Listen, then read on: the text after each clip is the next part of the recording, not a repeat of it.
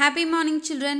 Today we are going to see how to write a report easily.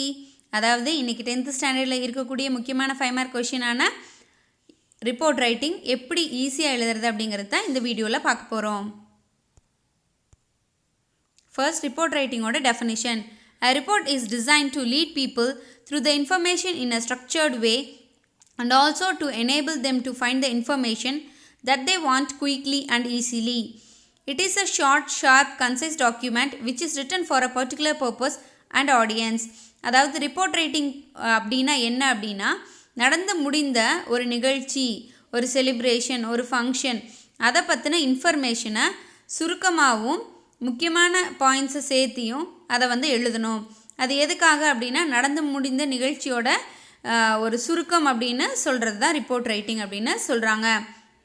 அடுத்தது ஒரு report writing எழுதுறதுக்கு தேவையானது என்னென்ன அப்படிங்கிறத பார்க்கலாம். Format of a report, title of the report. கண்டிப்பாக வந்து டைட்டில் வந்து ரொம்ப முக்கியம். என்ன நிகழ்ச்சி நடந்ததோ அதவே வந்து நம்ம டைட்டிலாக வச்சுக்கலாம். ரிப்போர்ட் ரைட்டர்ஸ் நேம், யார் வந்து அந்த ரிப்போர்ட்டை எழுதுனாங்க அப்படிங்கிறத நெக்ஸ்ட் வந்து நம்ம எழுதணும். அடுத்தது பார்த்திங்க அப்படின்னா வாட் அப்படின்னு கேட்டிருக்காங்க, அந்த ஈவெண்ட்டுக்கு பேர் என்ன அப்படின்னு கேட்டிருக்காங்க. நெக்ஸ்ட் வந்து வென், எந்த டைமில் எந்த டேயில் நடந்தது அப்படிங்கிறத குறிப்பிடணும். வேர்னால் எந்த ஊரில் எந்த இடத்துல நடந்தது அப்படின்னு குறிப்பிடணும். வை, என்ன காரணத்துக்காக இந்த ரிப்போர்ட் வந்து இந்த ஃபங்க்ஷன் வந்து நடந்தது அப்படிங்கிறத இந்த ரிப்போர்ட்டில் வந்து குறிக்கணும்.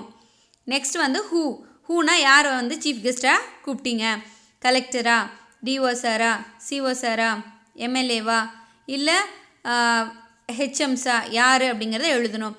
அடுத்தது ஹவ் அப்படின்னா எப்படி வந்து ஃபங்க்ஷன் நடந்தது, எத்தனை பேர் கலந்துக்கிட்டாங்க அப்படிங்கிறத எழுதணும். Use simple sentences in the past tense.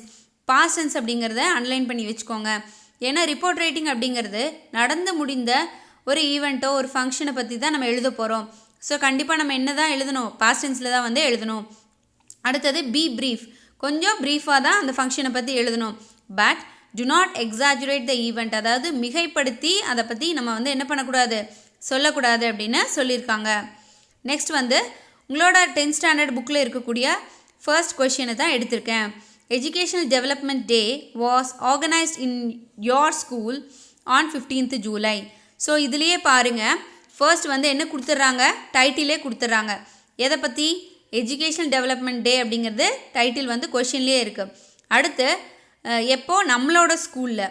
So where எங்கே நடக்குது, நம்மளோட ஸ்கூல். இப்போ வேருக்கு ஆன்சர் கிடைச்சாச்சு, டைட்டில் கிடைச்சாச்சு.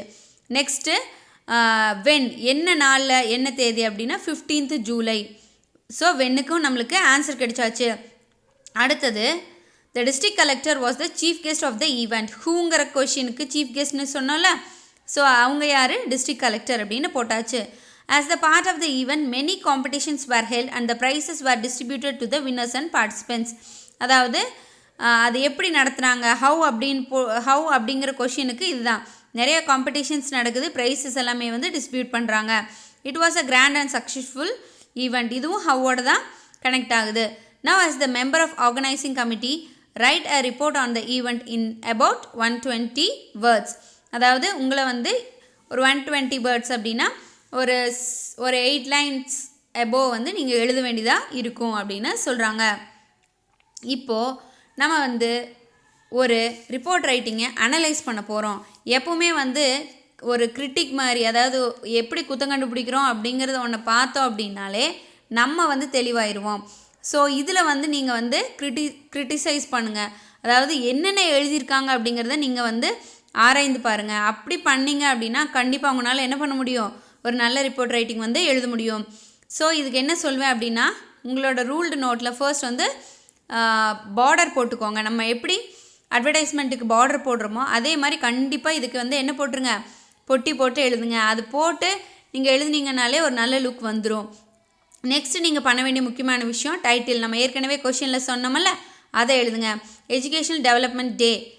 அடுத்தது வந்து உங்களோட பேர் என்னவோ அதை போடலாம், இல்லை ஏதோ ஒரு நேமை வந்து நீங்கள் போடணும். ஸோ அது கண்டிப்பாக போடணும். அடுத்து 15th ஜூலை 2019 அப்படின்னு போட்டிருக்கோம் பார்த்தீங்களா, அது என்னது அப்படின்னா டே, அதுதான் போட்டிருக்கோம். அடுத்தது பாருங்கள், government higher secondary school R S Puram. So இது வந்து என்னது, நம்ம ஸ்கூலும் அந்த பிளேஸும் போட்டிருக்கோம். ஆர்கனைஸ்டு அந்த டி வந்து ப்ளூவில் கொடுத்துருக்கேன். ஏன் கொடுத்துருக்கேன் கண்டுபிடிங்க பார்க்கலாம். கரெக்ட்.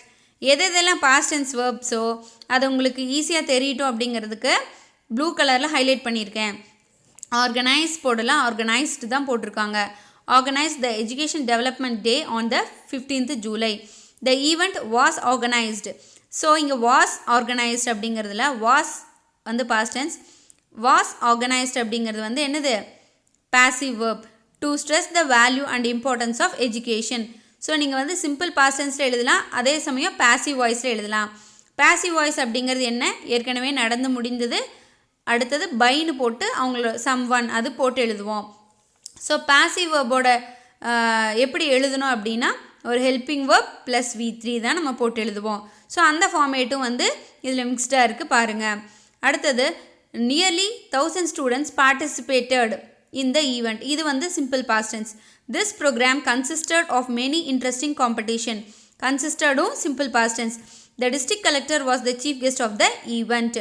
இங்கே helping verb மட்டும் போட்டு simple past எழுதியிருக்காங்க.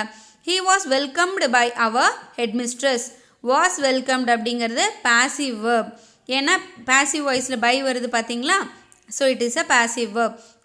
The district collector delivered the chief guest address to the students. Deliveredல D கொடுத்திருக்கிறது simple past tense.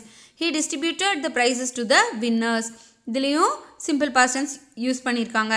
Vote of thanks was proposed by our school people leader. So was proposedங்கிறது என்னது, என்ன இதில் எழுதியிருக்காங்க. Yes correct, அது வந்து passive ஃபார்மில் எழுதியிருக்காங்க. Finally the program ended with the national anthem. அவ்வளோதான்.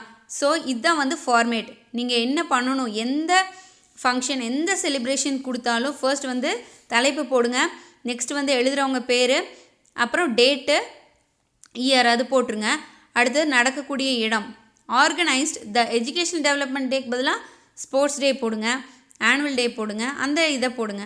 ஸோ அதோட இம்பார்ட்டன்ஸ் என்ன, இப்போது ஸ்போர்ட்ஸ் டே எதுக்கு நடத்துவாங்க, stress the importance and value of sports, அதை வந்து போடுங்க. எவ்வளோ ஸ்டூடெண்ட்ஸ் பார்ட்டிசிபேட் பண்ணாங்க அப்படிங்கிறத போடுங்க, என்னென்ன ப்ரைஸஸ் டிஸ்ட்ரிபியூட் பண்ணாங்க அப்படிங்கிறத போடுங்க, சீஃப் கெஸ்ட்டாக ஸ்போர்ட்ஸ் டேக்கு யாரை கூப்பிட்டாங்கன்னு போடுங்க, கடைசியில் என்ன ப்ரைஸஸ் மெடல்ஸ் எல்லாம் கொடுத்தாங்க அதை போடுங்க. அவ்வளோதான்.